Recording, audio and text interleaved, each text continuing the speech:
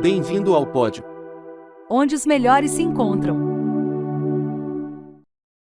Há quem acabe se tornando exatamente o oposto deles. Por que isso acontece? Será que as palavras raiva e rebeldia têm algo a ver com essa história? Em suma, tudo depende do quanto a pessoa se irritava com os pais. Infelizmente, quando somos crianças, não podemos dizer a eles: mamãe, papai, sentem-se aqui. Quero discutir uma coisa com vocês. Não gosto da maneira como vocês lidam com o seu dinheiro. Por isso, quando for adulto, vou agir de um modo totalmente diferente. Espero que compreendam. Agora vão dormir. Tenham bons sonhos. Não, as coisas definitivamente não acontecem assim. Pelo contrário, quando os nossos botões são apertados, geralmente tendemos a ficar furiosos ao reagir com uma atitude do tipo: eu odeio vocês, jamais serei como vocês. Quando eu crescer, serei rico. Terei tudo o que quero, gostem vocês ou não. Depois vamos para o quarto. Batemos a porta e começamos a socar o travesseiro ou o que estiver ao alcance da mão para extravasar a frustração. Muitas pessoas nascidas em famílias pobres sentem raiva e se rebelam. Em geral, elas vão à luta e enriquecem ou têm pelo menos o impulso de enriquecer. Mas há um pequeno problema, que é na verdade um problemão. Mesmo que façam fortuna ou se matem de trabalhar na tentativa de alcançar o sucesso, elas não costumam ser felizes. Por quê? Porque as raízes da sua riqueza ou motivação para ganhar dinheiro são a raiva e o ressentimento. Consequentemente, dinheiro e raiva tornam-se entidades associadas na sua mente. Quanto mais dinheiro eles têm ou lutam para ter, mais enraizadas ficam. Até o dia em que sua consciência lhes diz: estou cansado de tanta raiva e de tanto estresse. Tudo que eu quero é paz e felicidade. Nesse ponto, as pessoas perguntam à mesma mente que criou aquela associação o que fazer a respeito dessa situação. E a mente responde: para se livrar da raiva, será necessário dar um fim ao seu dinheiro. E é o que elas fazem. Inconscientemente, livram-se dele. Começam a gastar loucamente, a realizar maus investimentos, a pedir divórcios desastrosos do ponto de vista financeiro ou a sabotar o próprio sucesso de outra forma. Mas não importa, porque agora elas são felizes, certo? Errado. As coisas ficam ainda piores porque agora, além de continuarem a sentir raiva, estão também na lona. Deram fim à coisa errada. Livraram-se do dinheiro e não da raiva, do fruto e não da raiz. Quando a verdadeira questão é, e sempre foi, a raiva que sentem dos seus pais. Enquanto esse sentimento permanecer, elas nunca estarão verdadeiramente felizes ou em paz. Não importa quanto dinheiro tenham ou deixam de ter. A sua razão ou motivação para enriquecer ou fazer sucesso é crucial. Se ela possui uma raiz negativa, como o medo, a raiva ou a necessidade de provar algo a si mesmo, o dinheiro nunca lhe trará felicidade. Princípio de riqueza. A sua razão ou motivação para enriquecer ou fazer sucesso é crucial. Se ela possui uma raiz negativa como o medo, a razão ou a necessidade de provar algo a si mesmo, o dinheiro nunca lhe trará felicidade. Por quê? Porque nenhum desses problemas pode ser resolvido com dinheiro. Veja o caso do medo, por exemplo. Nos seminários, costumo perguntar à plateia: quantos de vocês diriam que o medo é a sua principal motivação para o sucesso? Poucas pessoas erguem o braço. No entanto, quando eu pergunto: quantos de vocês diriam que a segurança é uma das suas principais motivações para o sucesso? Quase todos os presentes levantam a mão.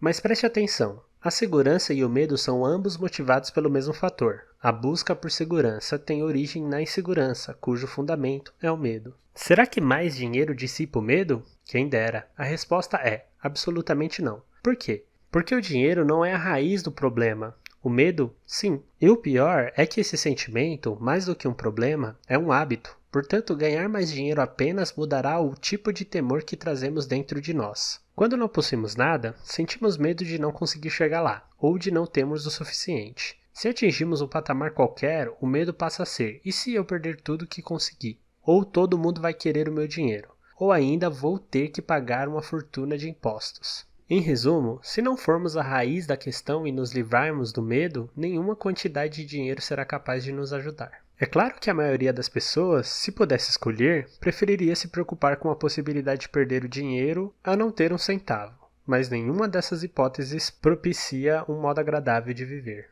Assim como existem pessoas movidas pelo medo, há quem seja motivado a alcançar o sucesso financeiro para provar que é suficientemente capaz. Vou tratar detalhadamente desse desafio na parte 2. Por enquanto, apenas entenda que nenhuma quantidade de dinheiro jamais fará você alguém competente. O dinheiro não pode transformá-lo em algo que você já é. Volto a dizer, assim como acontece com o medo, a necessidade de provar a sua competência o tempo todo acaba se tornando o seu modo de viver. Nem passa pela sua cabeça que essa necessidade está governando seus atos. Você se considera um grande realizador, um baita líder, uma pessoa determinada. Características que são todas excelentes. A questão que permanece é, por quê? Que motor está na raiz de tudo isso? No caso dos indivíduos movidos pela necessidade constante de provar que são capazes, nenhuma quantidade de dinheiro consegue aliviar a dor daquela ferida interna que faz com que, para eles, todas as coisas e todas as pessoas da sua vida não são o suficiente. Nem todo o dinheiro do mundo, nem qualquer outra coisa do gênero será o bastante para quem não se sente capaz. Mais uma vez, está tudo dentro de você. Lembre-se, o seu mundo interior reflete o seu mundo exterior. Se você não se sente pleno, acabará confirmando essa crença e criando a realidade que não tem o suficiente. Por outro lado, se você se sente uma pessoa plena, validará essa crença gerando abundância. Por quê?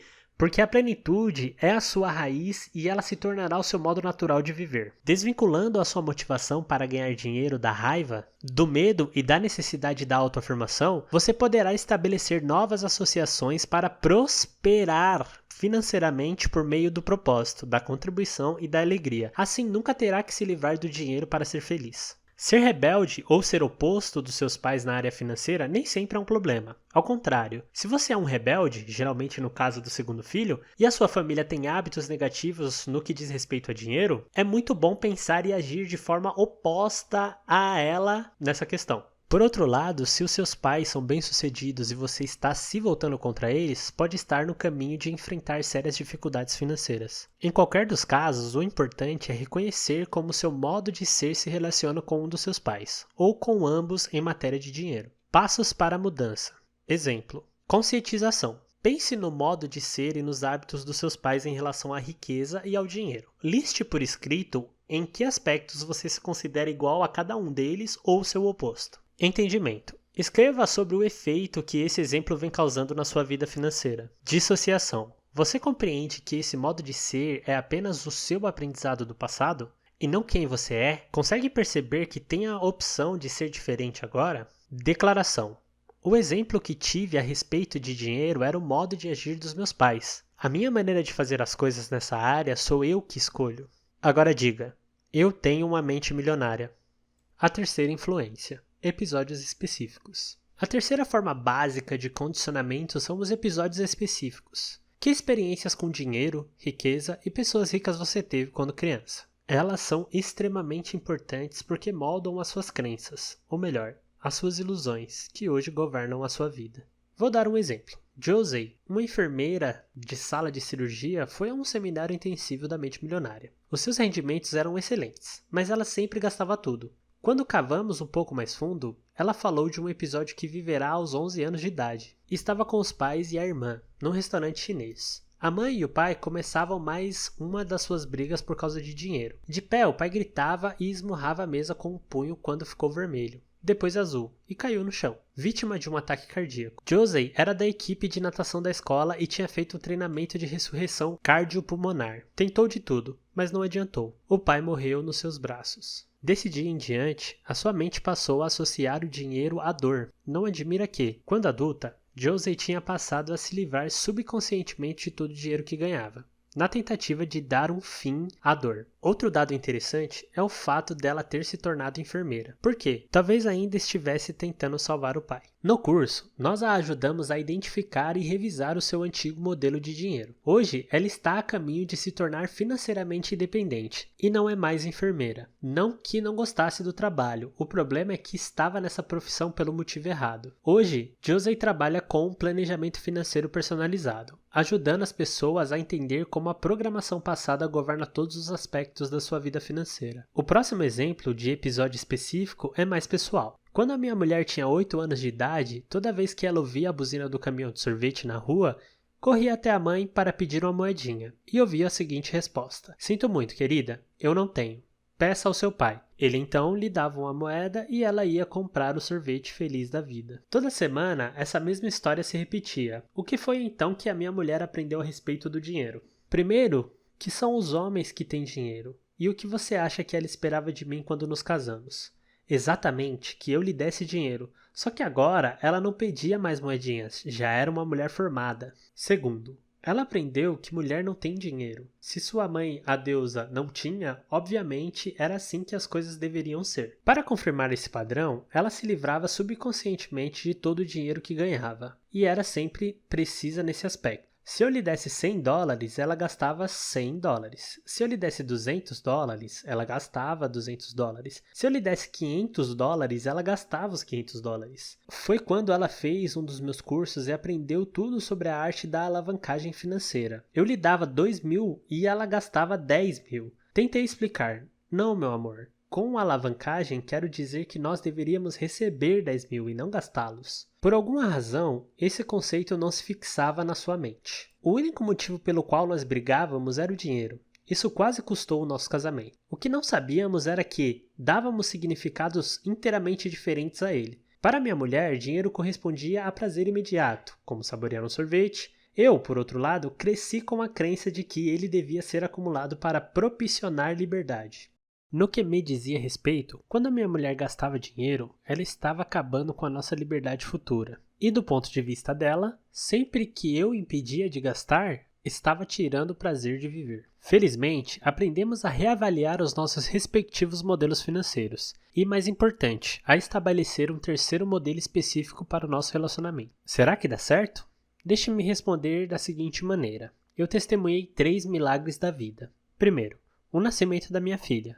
Segundo, o nascimento do meu filho. Terceiro, o fim das brigas com a minha mulher por causa de dinheiro. As estatísticas mostravam que a causa mais frequente das separações e divórcios é o dinheiro. E o principal motivo por trás das brigas não é o dinheiro em si mesmo, mas o conflito entre modelos de dinheiro. Não importa quanta grana você tenha ou deixe de ter. Se o seu modelo não é compatível com o da pessoa com quem se relaciona, há um grande desafio à sua frente. Isso vale para as pessoas casadas, namorados, familiares e até sócios. O fundamental é compreender que você está lidando com modelos e não com dinheiro. Uma vez que tenha identificado o modelo financeiro do seu parceiro ou da sua parceira, conseguirá lidar com ele de modo que satisfaça ambos. O primeiro passo é conscientizar de que os arquivos de dinheiro dessa pessoa são provavelmente diferentes dos seus. Em vez de se aborrecer, procure compreender.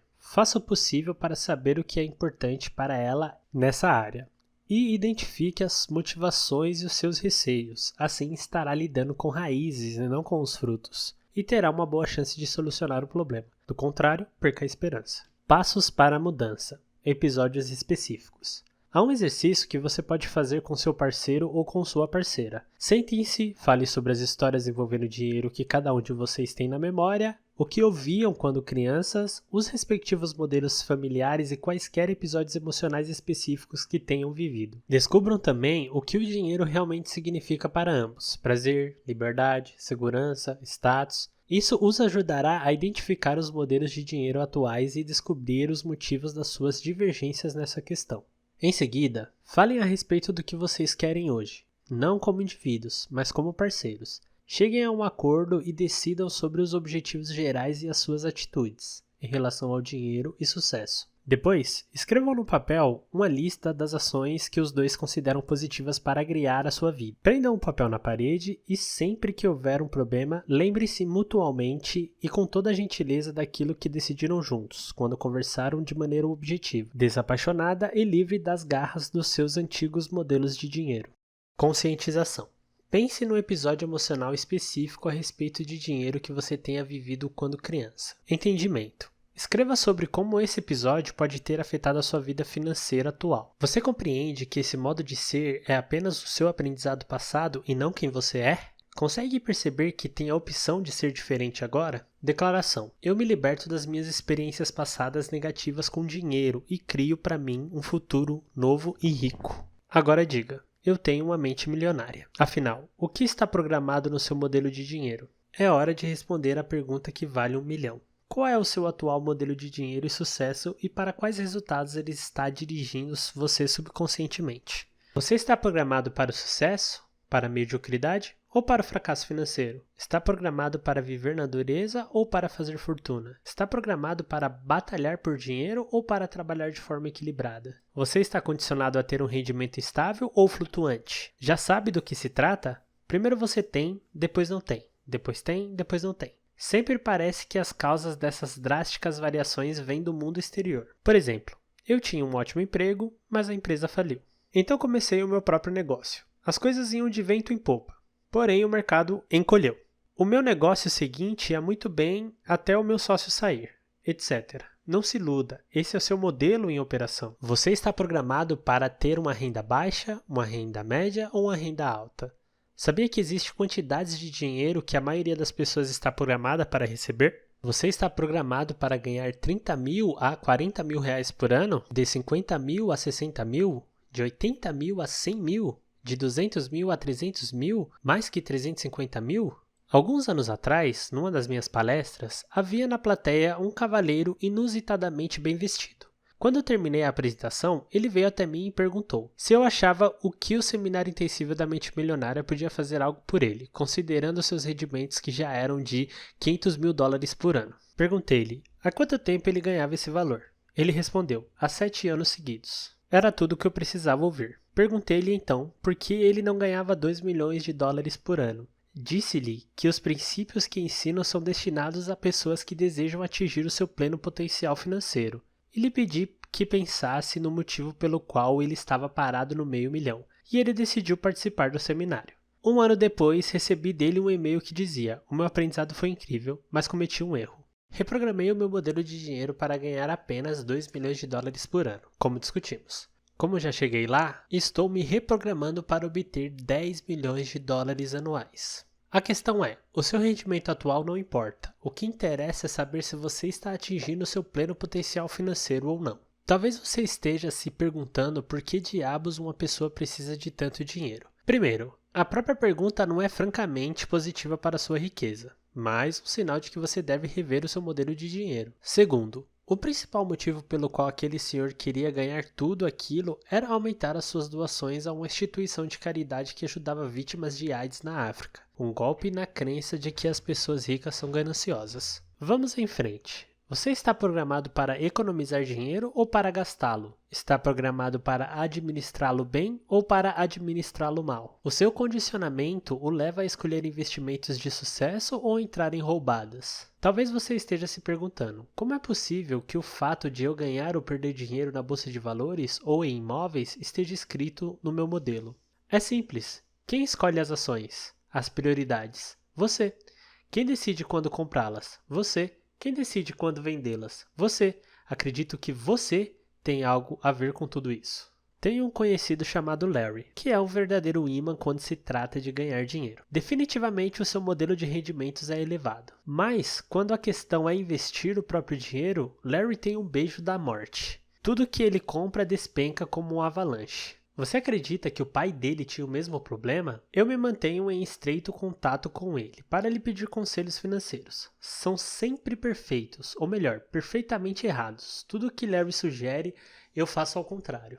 Observe, porém, como algumas pessoas parecem ter o que chamei de toque de Midas. Tudo o que elas tocam se converte em ouro. As duas síndromes, o toque de Midas e o beijo da morte, não são senão manifestações opostas do modelo financeiro. Volto a dizer. O seu modelo de dinheiro determinará a sua vida financeira e até a sua vida pessoal. Se você é uma mulher cujo modelo de dinheiro está programado para rendimentos baixos, o mais provável é que você atraia um homem que também apresenta esse tipo de programação, para que você possa permanecer na situação financeira em que se sente confortável e validar o seu modelo. Caso você seja um homem cujo modelo de dinheiro está programado para rendimentos baixos, o mais provável é que atraia uma mulher gastadora que arrase a sua conta bancária, para que você possa permanecer na situação financeira em que se sente confortável e legitimar o seu modelo.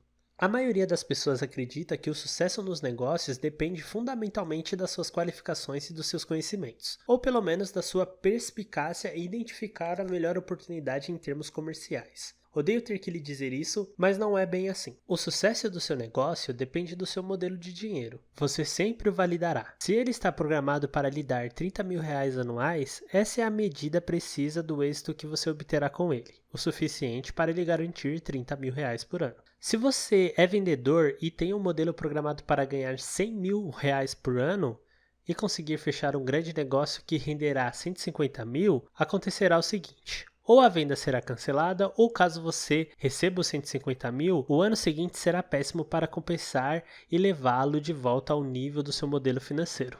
Por outro lado, caso você esteja programado para ganhar 150 mil e tenha passado por 2 anos na pior, não se preocupe, você vai recuperar tudo que não conseguiu receber. Será necessariamente assim? É a lei do subconsciente da relação entre a mente e o dinheiro. Talvez você siga uma intuição e faça um bom negócio no mercado de capitais ou acerte outra investida qualquer. Não importa o que seja, de um jeito ou de outro, se você está programado para ganhar R$ 150.000 por ano, no fim é isso que vai ter. E como você pode descobrir a programação do seu modelo de dinheiro? Uma das maneiras mais óbvias é examinar os seus resultados. Analise a sua conta bancária, analise a sua renda, analise seu patrimônio líquido, analise o êxito dos seus investimentos, analise o seu sucesso nos negócios, analise se você é um gastador ou um poupador, analise se você administra bem as suas finanças, analise até que ponto os seus rendimentos são estáveis ou flutuantes, analise o quanto você dá duro para ganhar dinheiro. Analise os seus relacionamentos que envolvem dinheiro. O seu dinheiro é suado ou chega a você com facilidade? Você tem um negócio ou um emprego? Você fica muito tempo no mesmo negócio ou emprego ou muda com frequência? O modelo de dinheiro funciona como um termostato. Se a temperatura da sala é 22 graus, é provável que o termostato esteja regulado para 22 graus. E é nesse ponto que a questão fica interessante. É possível, considerando o fato de que a janela está aberta e faz frio lá fora, que a temperatura da sala caia e atinja 18 graus? É claro. Mas o que acontecerá no fim? O termostato será acionado e ela voltará aos 22 graus. É possível também, considerando o fato de que a janela está aberta e faz calor lá fora, que a temperatura da sala suba e chegue aos 25 graus. É claro que sim, mas o que acontecerá no fim? O termostato será acionado e ela retornará aos 22 graus. A única maneira de mudar permanentemente a temperatura da sua sala é zerar o termostato. De modo analógico, a única maneira de modificar permanentemente o seu nível de sucesso financeiro é zerar o seu termostato financeiro, também conhecido como modelo de dinheiro. Princípio de riqueza. A única maneira de mudar permanentemente a temperatura da sala é zerar o termostato. De modo analógico, a única maneira de modificar permanentemente o seu nível de sucesso financeiro é zerar o seu termostato financeiro, também conhecido como modelo de dinheiro. Você pode tentar o que for, desenvolver os seus conhecimentos em negócios, marketing, vendas, negociações e administração e tornar-se especialista em imóveis ou ações. Essas são ótimas ferramentas, mas no fim, se a sua caixa de ferramentas inteira não for grande e forte o suficiente para ajudá-la a ganhar e conservar quantidades substanciais de dinheiro, todas as ferramentas do mundo lhe serão inúteis. Repito, é uma simples questão de aritmética. Os seus rendimentos crescem na mesma medida que você cresce. Felizmente, ou quem sabe infelizmente, o seu modelo de dinheiro e sucesso tenderá a permanecer com você para o resto da sua vida, a não ser que seja modificado e transformado. E é exatamente disso que eu vou continuar tratando na parte 2. Lembre-se de que o primeiro elemento de toda mudança é a conscientização. Faça uma autoanálise, conscientize-se, observe os seus pensamentos, os seus medos, as suas crenças, os seus hábitos, as suas atitudes e a sua inação. Coloque sobre a lente de um microscópio e estude-se. A maioria de nós acredita que vive uma vida baseada em escolhas, mas em geral isso não é verdade. Mesmo sendo pessoas esclarecidas, ao longo de um dia tomamos poucas decisões que refletem a consciência que temos de nós mesmos. Na maior parte do tempo, como somos robôs, agimos no automático, dirigimos por condicionamentos passados e por velhos hábitos. É nesse ponto que entra a conscientização. A consciência observa os nossos pensamentos e as ações para que vivamos das escolhas verdadeiras, feitas no momento presente, em um lugar de sermos governados por uma programação proveniente do passado. Princípio de riqueza. A consciência observa os nossos pensamentos e as nossas ações, para que vivamos das escolhas verdadeiras feitas no momento presente, em lugar de sermos governados por uma programação proveniente do passado. Portanto, adquirindo consciência, você poderá viver do que é hoje em vez do que foi ontem. conseguirá reagir apropriadamente às situações que se apresentam, fazendo uso de toda a gama e de todo o potencial das suas qualificações e dos seus talentos em vez de reagir à forma inadequada aos acontecimentos, impelindo por meios de inseguranças do passado. Uma vez consciente, conseguirá ver a sua programação tal como ela é, meras gravações de informações recebidas e aceitas no passado, quando você era muito jovem para conhecer algo melhor. Entenderá que esse condicionamento não é quem você é, mas quem escolheu ser. Compreenderá que você não é a gravação, e sim o gravador, que não é o conteúdo do copo, mas o próprio copo. De fato, a genética pode ter influência nisso tudo. E, é claro, os aspectos espirituais também desempenham o seu papel. Porém, boa parte do modelo de pessoa que você é hoje provém das crenças e informações de outras pessoas. Como já disse, as crenças não são necessariamente verdadeiras nem falsas, nem certas nem erradas, mas, sejam ou não válidas, elas são opiniões que foram transmitidas repetidamente e depois passadas de geração em geração, até chegar a você.